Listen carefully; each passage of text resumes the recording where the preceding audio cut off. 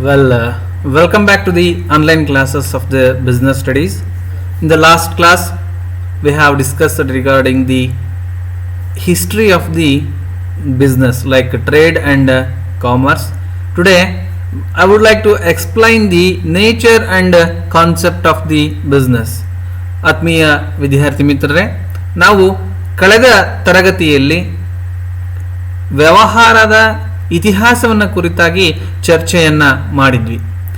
ಆ ವ್ಯವಹಾರದ ಇತಿಹಾಸವನ್ನು ನಾವೀಗೇನು ತಿಳ್ಕೊಂಡಿದ್ದೀವಿ ಅದರ ಮುಂದಿನ ಭಾಗವಾಗಿ ತರುವಾಯದ ಭಾಗವಾಗಿ ವ್ಯವಹಾರದ ಸ್ವರೂಪ ಮತ್ತು ಉದ್ದೇಶಗಳ ಪಠ್ಯದಲ್ಲಿ ಆ ಪಾಠದಲ್ಲಿ ಈ ವ್ಯವಹಾರದ ಸ್ವರೂಪ ಅನ್ನುವಂಥ ಮತ್ತು ಅದರ ಪರಿಕಲ್ಪನೆ ಅನ್ನುವಂಥ ವಿಚಾರವನ್ನು ಕುರಿತಾಗಿ ಮತ್ತು ಅದರ ವ್ಯಾಖ್ಯೆ ಮುಂತಾದ ವಿಚಾರಗಳ ಕುರಿತಾಗಿ ಇಲ್ಲಿ ನಾವು ಚರ್ಚೆಯನ್ನು ಮಾಡೋಣ. ಈ ವ್ಯವಹಾರದ ಪರಿಕಲ್ಪನೆ ಅನ್ನುವಂಥದ್ದು ಬಹಳ ಮುಖ್ಯವಾಗಿರ್ತಕ್ಕಂಥ ಒಂದು ಅಂಶ. What you mean by this concept of the business? You see, every thought, every item which is having its own concept. From that concept it is going to be deriving. So for that there are so many philosophers will give their own definitions. So you see, this term business is derived from the work, that is the word busy especially. What do you mean this busy?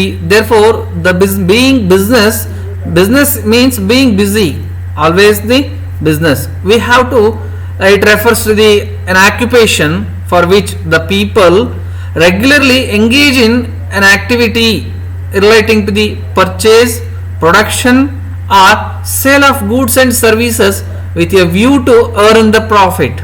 This definition will clearly indicates you the term business is derived from the word busy. It means what? We, the people who are the human beings, are always busy in making, which is relating to the purchase or the production or sale of goods and services with a view, that is there is an intention in that one, that is the earning up of the profits. That's we can say. ವ್ಯವಹಾರ ಅನ್ನುವಂಥ ಒಂದು ಪದ ಯಾವುದರಿಂದ ಅದರ ಉತ್ಪನ್ನ ಅನ್ನುವಂಥದ್ದು ಬಂದಿದೆ ಅಂತ ಹೇಳಿದ್ರೆ ಬ್ಯುಸಿ ಅನ್ನುವಂತಹ ಒಂದು ಪದದಿಂದ ಬಂದಿರುವಂತಹದ್ದು. ಹಾಗಾದ್ರೆ ಬ್ಯುಸಿ ಅಂತಕ್ಕಂಥದ್ದು ಅಂತಂದ್ರೇನು? ನಾವು ಯಾವುದಾದರೂ ಒಂದು ಚಟುವಟಿಕೆಯಲ್ಲಿ ಸದಾಕಾಲ ನಿರಂತರವಾಗಿ ನಿರತರಾಗಿರುವಂತಹದ್ದನ್ನ. ಹಾಗಾದ್ರೆ ವ್ಯವಹಾರ ಅನ್ನುವಂಥದ್ದು ಒಬ್ಬ ವ್ಯಕ್ತಿ ತಾನು ಕೊಳ್ಳುವ ಮತ್ತೆ ಮಾರಾಟ ಮಾಡುವಂತಹ ಅಥವಾ ಉತ್ಪಾದನೆಯನ್ನು ಮಾಡುವಂತಹ ವ್ಯವಹಾರದ ವಸ್ತುಗಳನ್ನ ಕೊಳ್ಳುವಂತಹ ಮತ್ತೆ ಮಾರಾಟ ಮಾಡುವಂತಹ ಚಟುವಟಿಕೆಯಲ್ಲಿ ತೊಡಗಿದ್ರೆ ಅದು ಯಾವ ಕಾರಣಕ್ಕಾಗಿ ಅಂತ ಹೇಳಿದ್ರೆ ತಾನು ಲಾಭವನ್ನ ಗಳಿಸುವಂತಹ ಉದ್ದೇಶದಿಂದ ಯಾವುದಾದರೂ ಒಬ್ಬ ವ್ಯಕ್ತಿ ತಾನು ಅಂತಹ ಚಟುವಟಿಕೆಯಲ್ಲಿ ತೊಡಗಿದ್ರೆ ಅದನ್ನ ನಾವೇನಂತ ಕರಿತೀವಿ ಅಂತ ಹೇಳಿದ್ರೆ ವ್ಯವಹಾರ ಅಂತ ಹೇಳಿ ನಾವು ಕರಿತೀವಿ. ಸೊ ಅದನ್ನ ಸ್ಪಷ್ಟವಾಗಿ ಹೇಳುವಂತಾದ್ರೆ ವ್ಯವಹಾರ ಅಂತಕ್ಕಂಥದ್ದು ಲಾಭದ ಉದ್ದೇಶಕ್ಕಾಗಿ ಯಾವುದೇ ವ್ಯಕ್ತಿ ವಸ್ತುಗಳನ್ನ ಕೊಳ್ಳುವಂತಹದ್ದು, ಮಾರಾಟ ಮಾಡುವಂತಹದ್ದು, ಅದನ್ನ ಉತ್ಪಾದನೆಯನ್ನ ಮಾಡುವಂತಹದ್ದು ಅಥವಾ ಅದನ್ನ ವಿತರಣೆಯನ್ನ ಮಾಡುವಂತಹ ಚಟುವಟಿಕೆಯನ್ನ ಮಾಡಿದ್ರೆ ಅದನ್ನ ನಾವೇನಂತ ಕರಿತೀವಿ ಅಂತ ಹೇಳಿದ್ರೆ ಹಾಗಾದ್ರೆ ವ್ಯವಹಾರ ಅಂತ ಹೇಳಿ ನಾವು ಅದನ್ನ ಕರಿತೀವಿ. ಇಂತಹ ವ್ಯವಹಾರವನ್ನ ಹಲವಾರು ಫಿಲಾಸಫರ್ಸ್, ತತ್ವಜ್ಞಾನಿಗಳು ಇದರ ಬಗ್ಗೆ ವ್ಯಾಖ್ಯಾನವನ್ನ ಕೊಡ್ತಾ ಹೋಗ್ತಿದ್ರು. ಹಾಗಾದ್ರೆ definition, what is the definition of the business? In general we will say, so the business is defined as the repeated buying and selling or manufacturing of goods and services with an intention to earn the profit which involves the creation of the wealth, involves the creation of the wealth. For example, we can say the factory, a retail shop, commission agents or the brokers. For example, factory, how it is going to be it says as it applies to the business means in a factory we are going to convert the raw material into the finished goods, means they are going to produce the goods and services for the purpose of to sell it. From that they are going to earn the profit, wealth. That is the definition we can say. ಇಲ್ಲಿ ವ್ಯವಹಾರದ ಅನ್ನುವಂಥದ್ದಕ್ಕೆ ಹಲವಾರು ಜನ ವ್ಯಾಖ್ಯೆಗಳನ್ನ ಕೊಡ್ತಾ ಹೋಗ್ತಾರೆ. ಆ ವ್ಯಾಖ್ಯೆಗಳನ್ನ ನಾವು ತಿಳ್ಕೊಳ್ಳುವಂಥದ್ದೇ ಆದರೆ ಯಾವುದೇ ಒಬ್ಬ ವ್ಯಕ್ತಿ ನಿರಂತರವಾಗಿ ವಸ್ತುಗಳನ್ನ ಕೊಳ್ಳುವಂತಹದ್ದು ಮತ್ತೆ ಮಾರಾಟ ಮಾಡುವಂಥದ್ದು, ಅದರ ಜೊತೆಗೆ ಅವನಿಗೊಂದು ಇಂಟೆನ್ಷನ್ ಅಂದ್ರೆ ಅವನಿಗೊಂದು ಉದ್ದೇಶ ಇರಬೇಕು. ಏನಂತಹ ಉದ್ದೇಶ ಅಂತ ಹೇಳಿದ್ರೆ ಲಾಭವನ್ನ ಗಳಿಸುವಂತಹ ಮತ್ತು ಅದರ ಜೊತೆಗೆ ತನ್ನ ಸಂಪತ್ತನ್ನ ಹೆಚ್ಚಿಸಿಕೊಳ್ಳುವಂತಹ ಒಂದು ಉದ್ದೇಶವನ್ನ ಅವನು ಇಟ್ಕೊಳ್ಬೇಕಾಗ್ತದೆ. ಇದಕ್ಕೆ ಉದಾಹರಣೆಗಳಂತ ಹೇಳಿದ್ರೆ ಇವತ್ತಿನ ಕೈಗಾರಿಕೆ ಆಗಿರ್ಬೋದು, ಒಂದು ಕಿರಾಣಿ ಅಂಗಡಿ ಆಗಿರ್ಬೋದು, ದಲ್ಲಾಳಿಗಳಾಗಿರ್ಬೋದು, ಈ ತರದ ಹಲವಾರು ವ್ಯಕ್ತಿಗಳನ್ನ ನಾವು ತಿಳ್ಕೊಳ್ತಾ ಹೋಗ್ತೀವಿ. ಇಂತಹ ಒಂದು ಬಿಸ್ನೆಸ್. ಸೊ ನಾವು we go for in depth the concept of the business. You C, human beings, we are not like the animals. We are having our own different type of the needs. To satisfy those their needs, we are going to act upon our feelings according to the feelings. For example, if we are hungry, means we are going to have the food in time. From that food, where the food will comes? The food will be purchasable from where the producers produce. So the producers cannot be easily give the food grains for you. So for that, what you have to do? You have to give in exchange of money for them to purchase the food products. These food products, like that, according to the activities of the needs, we are going to classify these type of the activities into the economic activities and non-economic activities in general. ಹೇಳುವಂತದ್ದೇ ಆದ್ರೆ ಈ ಮಾನವ ಅನ್ನುವಂಥದ್ದು ಹೇಗೆ ಅಂತ ಹೇಳಿದ್ರೆ ಅವನು ತನ್ನ ಬಯಕೆಗಳನ್ನ ಈಡೇರಿಸಿಕೊಳ್ಳುವುದಕ್ಕಾಗಿ ತನ್ನ ಕೆಲವು ಚಟುವಟಿಕೆಗಳನ್ನ ಇಟ್ಕೊಂಡಿದ್ದಾನೆ. ಅವನಿಗೆ ಹಸಿವಾದಾಗ ಅವನಿಗೆ ಬಯಕೆ ಅನ್ನುವಂಥದ್ದು ಏನು, ತಾನು ತಿನ್ನಬೇಕು ಅನ್ನುವಂಥ ಒಂದು ಬಯಕೆ ಉಂಟಾಗುತ್ತೆ. ಈ ತಿನ್ನಬೇಕು ಅನ್ನುವಂಥ ಒಂದು ಬಯಕೆ ಉಂಟಾದಾಗ ತಾನು ಅದನ್ನ ಉತ್ಪಾದನೆ ಮಾಡುವಂತಹ ವ್ಯಕ್ತಿ ಯಾರಿದ್ದಾನೆ ಅಥವಾ ಮಾರಾಟ ಮಾಡುವಂತಹ ವ್ಯಕ್ತಿ ಯಾರಿದ್ದಾನೆ ಅವನಲ್ಲಿಗೆ ಹೋಗಿ ತಾನು ಬಯಸುವಂತಹ ವಸ್ತುವನ್ನು ಅವನೇನ್ ಮಾಡ್ಬೇಕಾಗುತ್ತೆ ಅಂತ ಹೇಳಿದ್ರೆ ಕೊಂಡ್ಕೊಳ್ಬೇಕಾಗುತ್ತೆ. ಹಾಗಾದ್ರೆ ಅವನು ಪುಕ್ಕಟೆಯಾಗಿ ಅವನು ಕೊಡ್ತಾನ? ಇಲ್ಲ. ಸೊ ಅವನಿಗೆ ಏನಂತ ಹೇಳಿದ್ರೆ ಅವನು ಮಾರಾಟ ಮಾಡುವ ವಸ್ತುವಿಗೆ ಪರವಾಗಿ ನೀನು ಅದಕ್ಕೆ ಹಣದ ರೂಪದಲ್ಲಿ, ನಾವು ಈ ಹಿಂದೆ ಇತಿಹಾಸದಲ್ಲಿ ಚರ್ಚೆನ ಮಾಡಿದ ಹಾಗೆ, ನೀವು ಹಣವನ್ನ ಕೊಡಬೇಕಾಗುತ್ತೆ. ಹಾಗಾಗಿ ಈ ಮಾನವನ ಚಟುವಟಿಕೆಗಳನ್ನ ನಾವು ಎರಡು ಬಹಳ ಪ್ರಮುಖವಾದ ಭಾಗಗಳಾಗಿ ವಿಂಗಡಿಸ್ತೀವಿ. ಒಂದು ಆರ್ಥಿಕ ಚಟುವಟಿಕೆ, ಇನ್ನೊಂದು ಆರ್ಥಿಕೇತರ ಚಟುವಟಿಕೆ ಅನ್ನುವಂಥದ್ದನ್ನ ನಾವು ವಿಭಾಗವನ್ನ ಮಾಡ್ತೀವಿ. ಹಾಗಾದ್ರೆ ಈ economic activities and the non economic activities, majorly the human activities, what we can say, it going to be divided into two types. One is economic activities and the non-economic activities. ನಾವು ಈ ಹಿಂದೆ ಹೇಳಿದಾಗೆ ವ್ಯವಹಾರದ ಮನುಷ್ಯನ ಚಟುವಟಿಕೆಗಳನ್ನ ನಾವು ಎರಡು ಬಹಳ ಪ್ರಮುಖವಾಗಿರ್ತಕ್ಕಂಥ ಚಟುವಟಿಕೆಗಳಾಗಿ ವಿಂಗಡಣೆಯನ್ನ ಮಾಡಿದ್ದೀವಿ.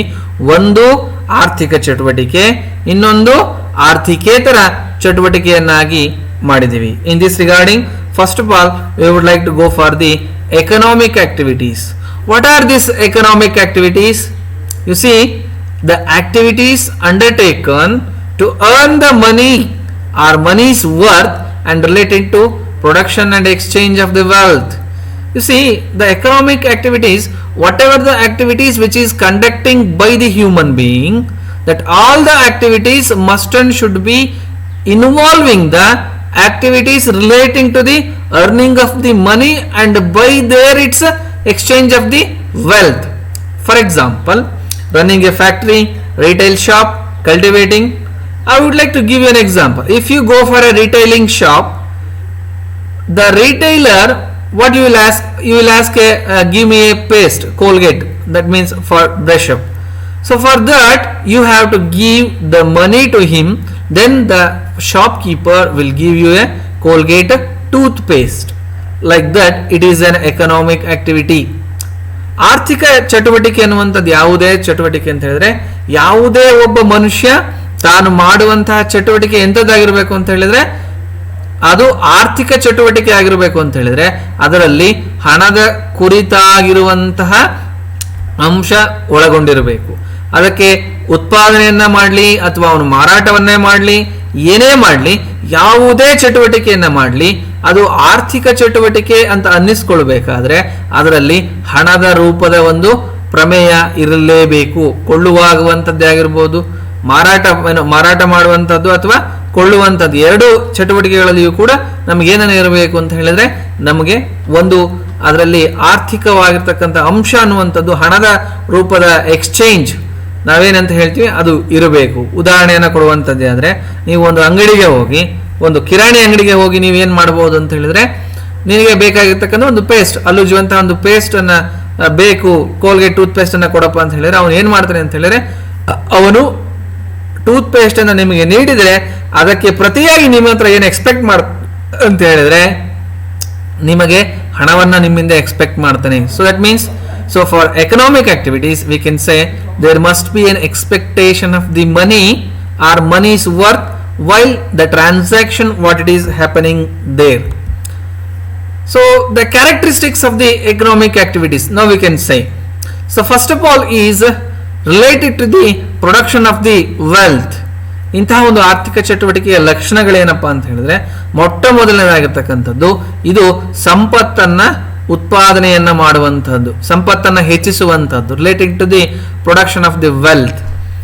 So the second thing is, second aspects what we can say, production of the goods and services relating to the production of the wealth. ನಮ್ಮ ಸಂಪತ್ತನ್ನ ಹೆಚ್ಚಿಸುವಂತಹದ್ದು ಕೂಡ ಇದರ ಆರ್ಥಿಕ ಚಟುವಟಿಕೆಯ ಮೊದಲ ಲಕ್ಷಣ ಅಂತ ಹೇಳ್ಕೊಳ್ತೀವಿ. Then the second one is to satisfy the human wants. As we have earlier explained, so the human beings having their own wants and needs, that needs are to be satisfied by these economic activities. ಒಬ್ಬ ಮನುಷ್ಯನ ಏನು ಬಯಕೆಗಳನ್ನ ತೃಪ್ತಿಯನ್ನ ಪಡಿಸುವಂತಹದ್ದು, ಮನುಷ್ಯನ ಬಯಕೆಗಳನ್ನ ತೃಪ್ತಿಪಡಿಸುವಂತದ್ದು ಎರಡನೇ ಪ್ರಮುಖವಾದಂತಹ ಲಕ್ಷಣ. ಮೂರನೇ ಆಗಿರ್ತಕ್ಕಂಥದ್ದು expectation of the earning of the money. The third one is, you see, without expectation of the earning money no business activities can never be carrying on. It is not possible and we can never say it is a economic activity without earning of the money. Then the last one is basis for the economic development of the society. ಸಮಾಜದ ಆರ್ಥಿಕಾಭಿವೃದ್ಧಿಗೆ ಇದೊಂದು ತಳಪಾಯವನ್ನ, ಅಡಿಪಾಯವನ್ನ ಹಾಕಿಕೊಡುತ್ತೆ. ಒಂದು ದೇಶದ ಅಭಿವೃದ್ಧಿ ಅನ್ನುವಂಥದ್ದು ಅದರ ಆರ್ಥಿಕತೆಯಲ್ಲಿ ನಿಂತಿರುತ್ತೆ. ಅಂತಹ ಒಂದು ಆರ್ಥಿಕತೆಗೆ ಇದು ಬಹಳ ಪ್ರಮುಖವಾಗಿರ್ತಕ್ಕಂಥ ಒಂದು ಪಾತ್ರವನ್ನ ವಹಿಸುತ್ತೆ. So these are all the features of the economic activities. Now let us go for the non economic activities. What do you mean by this non-economic activities? You see, we the human beings, we are having our own feelings, our own perceptions, our own relationship with the another human beings. That means we are also conducting some activities which relating to these relationships. But when one human being making in another human being some sort of the help, that is not, it cannot be called it as an economic activity. It can be called as the non-economic activities. That means which are undertaken not for any reward but for the personal satisfaction only. For the personal satisfaction only. Means if your mother is going to give you an help, that means she loves you, she giving you the best feeding, the best food, etc. From that you can never expect, the mother can never expect you from you the money what you are going to offer the service from her. ಮನುಷ್ಯ ಭಾವನಾತ್ಮಕತೆಯಿಂದ ಕೂಡಿರ್ತಕ್ಕಂಥವನು. ಒಬ್ಬ ವ್ಯಕ್ತಿ ಇನ್ನೊಬ್ಬ ವ್ಯಕ್ತಿಯ ನಡುವೆ ಕೊಡು ಮತ್ತೆ ತೆಗೆದುಕೊಳ್ಳುವಿಕೆ ಅನ್ನುವಂಥದ್ದು ಇರ್ತದೆ, ಸಹಾಯ ಅನ್ನುವಂಥದ್ದು ಇರ್ತದೆ. ಸಂಬಂಧಗಳಿಂದ ಕೂಡಿರ್ತಕ್ಕಂತಹ ಒಂದು ಜೀವನವನ್ನ ಮನುಷ್ಯ ನಡೆಸ್ತಾ ಇರ್ತಾನೆ.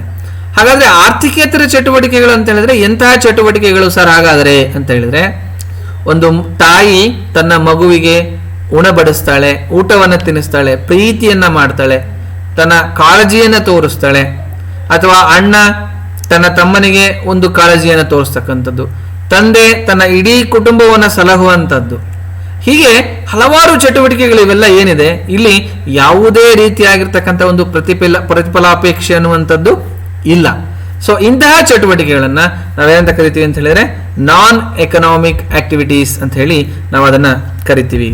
ಸೊ ದೆನ್ ನಾವು what are the differences between economic activities and the non economic activities. ಇಂತಹ ಒಂದು ಎಕನಾಮಿಕ್ ಆಕ್ಟಿವಿಟೀಸ್ ಮತ್ತೆ ನಾನ್ ಎಕನಾಮಿಕ್ ಆಕ್ಟಿವಿಟೀಸ್ಗಳ ನಡುವೆ ಇರತಕ್ಕಂತಹ ವ್ಯತ್ಯಾಸಗಳೇನು ಸರ್ ಹಾಗಾದ್ರೆ? U C, whereas in case of the economic activity, it is mainly concentrate on the earn the money or money's worth. So that is, we can say, economic activity. But whereas in case of the non-economic activity, it is only meant for the purpose of the personal satisfaction. That means for your inner feelings, what you are going to express, whatever the help you are going to make for one another, it is a non-economic activity.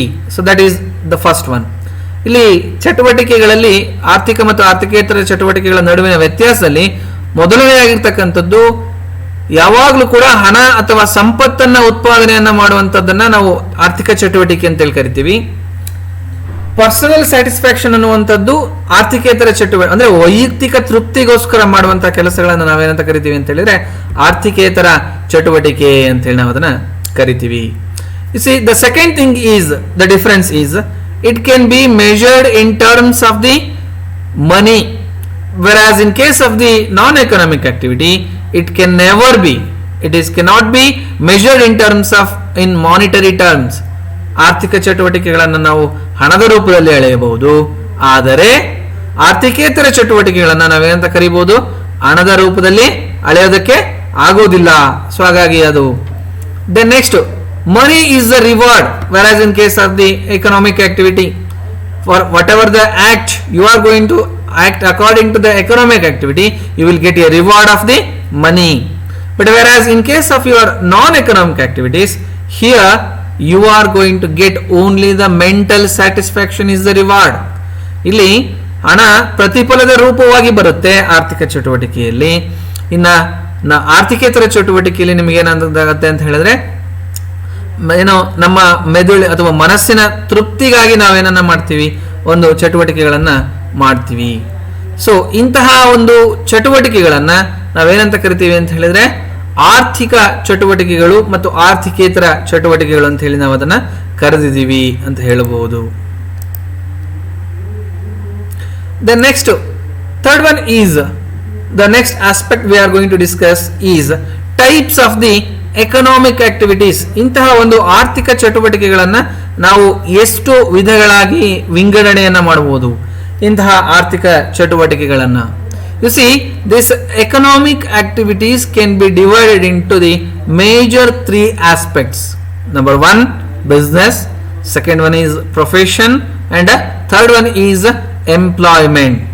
ಈ ಆರ್ಥಿಕ ಚಟುವಟಿಕೆಗಳನ್ನ ನಾವೇನಂತ ಕರಿತೀವಿ, ಯಾವ ಒಂದು 3 ಭಾಗಗಳಾಗಿ ನಾವು ವಿಂಗಡಣೆಯನ್ನ ಮಾಡ್ತೀವಿ. ಮೊದಲನೇದಾಗಿ ವ್ಯವಹಾರ, ಎರಡನೆಯದು ಉದ್ಯೋಗ, ವೃತ್ತಿ, ಮೂರನೇದಾಗಿರ್ತಕ್ಕಂಥದ್ದು ವ್ಯವಹಾರ ಅಥವಾ ಉದ್ಯೋಗ ಅಂತ ಹೇಳಿ ನಾವು ಅದನ್ನ ಕರಿತೀವಿ, ಎಂಪ್ಲಾಯ್ಮೆಂಟ್. ಥರ್ಡ್ ಒನ್, ವ್ಯವಹಾರ, ವೃತ್ತಿ ಮತ್ತು ಉದ್ಯೋಗ ಅನ್ನುವಂಥ 3 ವಿಭಾಗಗಳಾಗಿ ನಾವು ವಿಂಗಡಣೆಯನ್ನ ಮಾಡ್ತೀವಿ. ಇಂತಹ ವ್ಯವಹಾರ ಅನ್ನುವಂಥದ್ದು, ವೃತ್ತಿ ಅನ್ನುವಂಥದ್ದು ಮತ್ತು ಉದ್ಯೋಗ ಅನ್ನುವಂಥದ್ದನ್ನ ಕುರಿತಾಗಿ ಮುಂದಿನ ತರಗತಿಗಳಲ್ಲಿ ನಾವು ಚರ್ಚೆಯನ್ನ ಮಾಡೋಣ.